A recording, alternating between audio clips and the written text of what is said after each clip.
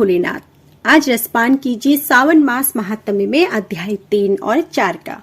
ईश्वर बोले, हे सनत कुमार, अब मैं धारण पारण व्रत का वर्णन करूंगा। प्रतिपदा के दिन से आरंभ करके सर्वप्रथम पुण्य वाचन कराना चाहिए। इसके बाद मेरी प्रसन्नता के लिए धारण पारण व्रत का संकल्प करना चाहिए। एक दिन धारण व्रत करे और दूसरे दिन पारण व्रत करे। धारण में उपवास तथा पारण में भोजन होता है। श्रावण मास के समाप्त होने पर सबसे पहले पुण्य वाचन कराना चाहिए। इसके बाद ही मानद आचार्य तथा अन्य ब्राह्मणों का वरण करना चाहिए।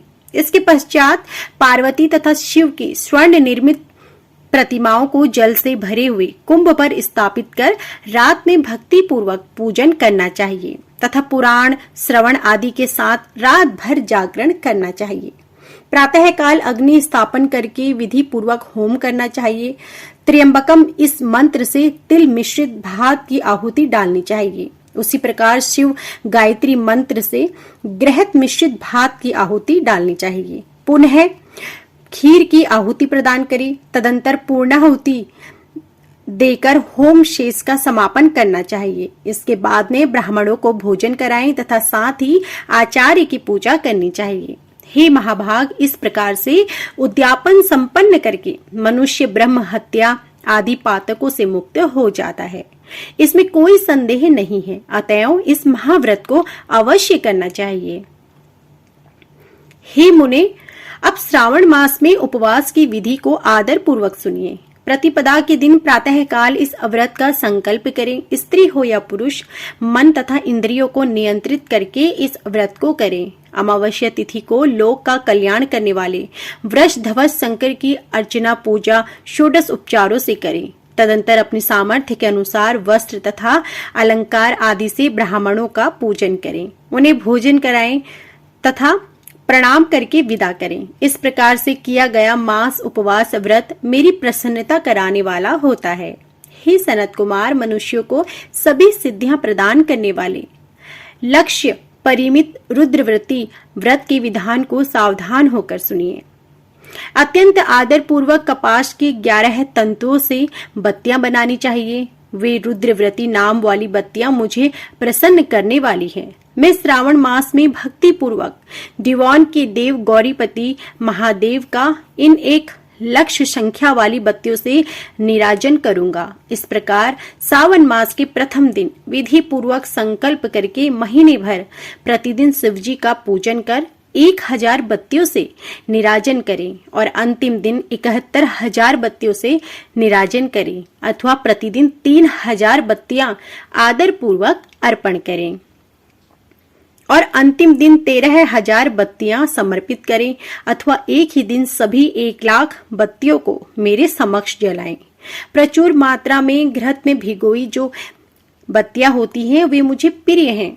तत्पश्चात मुझ विधीश्वर का पूजन करके कथा श्रवण करें। सनत कुमार बोले, हे देवादिदेव जगन्नाथ, हे जगत आनंद कारक, कृपा करके आप मुझे इस व्रत का प्रवाह बताएं। हे प्रभो, इस व्रत को सर्वप्रथम किसने किया तथा इसके उद्यापन में क्या विधि होती है? ईश्वर बोले, हे ब्रह्मपुत्र, व्रतों में उत्तम इस रुद्रव्रती व्रत के विषय में सावधान होकर सुनो। यह व्रत महापुण्यप्रद है। सभी उपद्रवों का नाश करने वाला, प्रीति तथा सौभाग्य देने वाला, पुत्र पौत्र समृद्धि प्रदान करने वाला है। व्रत करने वाले के प्रति शंकर जी की प्रीति उत्पन्न करने तथा परम पद शिवलोक को देने वाला है। तीनों लोकों में इस रुद्रव्रती के समान कोई उत्तम व्रत नहीं है। इस संबंध में लोग यह प्राचीन दृष्टांत देते हैं। शिप्रा नदी के सौम्य तट पर उज्जैनी नामक सुंदर नगरी थी। उस नगरी में सुगंधा नामक एक परम सुंदरी वीरांगना थी। उसने अपने हाथ संसर्ग के लिए अत्यंत दुष्ह शुक्ल निश्चित किया था कि 100 स्वर्ण मुद्रा देकर संसर्ग करने की शर्त रखी थी। उस सुगंधा ने युवकों तथा ब्राह्मणों को भ्रष्ट कर दिया था। उसने राजाओं तथा राजकुमारों को नग्न करके उनके आभूषण आदि लेकर बहुत तिरस्कार किया था। इस प्रकार उस सुगंधा ने बहुत लोगों को लूटा था। उसके शरीर की सुगंध से कोष भर का स्थान सुगंधित रहता था। वह पृथ्वी तल पर रूप, लावण्य और कांति की मानो निवास स्थली थी। वह 6 रागों और 36 रागिनियों के गायन में तथा उनके अन्य बहुत से भेदों की भी गान क्रिया में अत्यंत कुशल थी। वह नृत्य में रंभा आदि देवांगनों को भी तिरस्कृत कर देती थी और एक एक पग पर अपनी गति से हाथियों तथा हंसों का उपहास करती थी। किसी दिन वह सुगंधा कटाक्षों तथा बाहों चालान की द्वारा काम बाणों को छोड़ती हुई क्रीड़ा करने के विचार से शिप्रा नदी के तट पर गई। उसने ऋषियों के द्वारा सेवित मनोरम नदी को देखा। वहां कई विप्र ध्यान में लगे हुए थे तथा कई जप में लीन थे, कई शिवार्चन में रत थे तथा कई विष्णु के पूजन में तल्लीन थे। हे महामुने, उसने उन ऋषियों के बीच विराजमान मुनि वशिष्ठ को देखा। उनके दर्शन के प्रभाव से उसकी बुद्धि धर्म में प्रयुक्त हो गई। जीवन तथा विशेष रूप से विषयों से उसकी विरक्ति हो गई। वह अपना सिर झुकाकर बार बार मुनि को प्रणाम करके अपने पांवों की निवृत्ति के लिए मुनि श्रेष्ठ वशिष्ठ जी से कहने लगी। सुगंधा बोली, हे अनाथनाथ, हे विपेंद्र, हे सर्व विद्या विशारद, हे योगेश, मैंने बहुत से पाप किए हैं। अतः हे प्रभु, उन समस्त पापों के नाशों के लिए मुझे उपाय बताइए। ईश्वर बोले, हे सनत कुमार, उस सुगंधा के इस प्रकार कहने पर वे दीन वत्सल मुनि वशिष्ठ अपनी ज्ञान दृष्टि से उसके कर्मों को जानकर आदर पूर्वक कहने लगे। वशिष्ठ बोले, तुम सावधान होकर सुनो।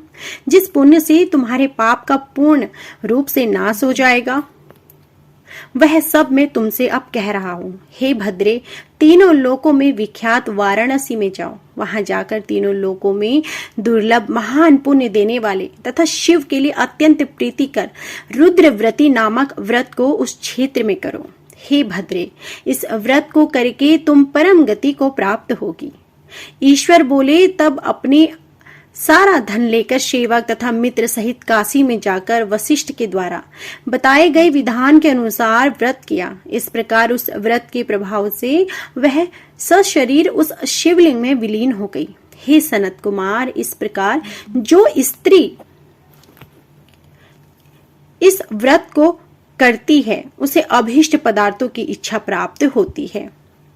हे सुव्रत, अब आप माणिक्य व्रतियों का महात्म्य सुनिए।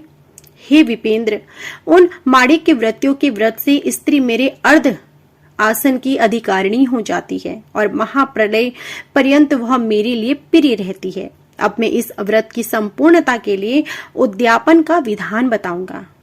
चांदी की बनी हुई नंदीश्वर की मूर्ति पर आसीन स्वर्णमय भगवान शिव की पार्वती सहित प्रतिमा को कलश पर स्थापित करना चाहिए और विधि के साथ पूजन करके रात्रि में जागरण करना चाहिए। इसके बाद प्रातः काल नदी में निर्मल जल में विधि पूर्वक स्नान करके 11 ब्राह्मणों सहित आचार्य का वरण करना चाहिए। तत्पश्चात रुद्र सूक्त से अथवा गायत्री से अथवा मूल मंत्र से घृत, खीर तथा बिल्व पत्रों का होम करना चाहिए। इसके बाद पूर्णा आहुति होम करके आचार्य आदि की विधिवत पूजा करनी चाहिए तथा सप्तलिंग 11 उत्तम विप्रों को भोजन कराना चाहिए। हे सनत कुमार, जो स्त्री इस प्रकार से व्रत करती है वह समस्त पापों से मुक्त हो जाती है। तत्पश्चात विधान पूर्वक कथा सुनकर स्थापित की गई समस्त सामग्री ब्राह्मण को दे देनी चाहिए। इससे निश्चित रूप से 1000 अश्वमेध यज्ञों का फल प्राप्त होता है। इस प्रकार श्री स्कंद पुराण में श्रवण मास महात्म्य में 4था अध्याय पूर्ण हुआ। यदि आपको हमारा यह अध्याय पसंद आया हो तो वीडियो को लाइक करना ना भूलें।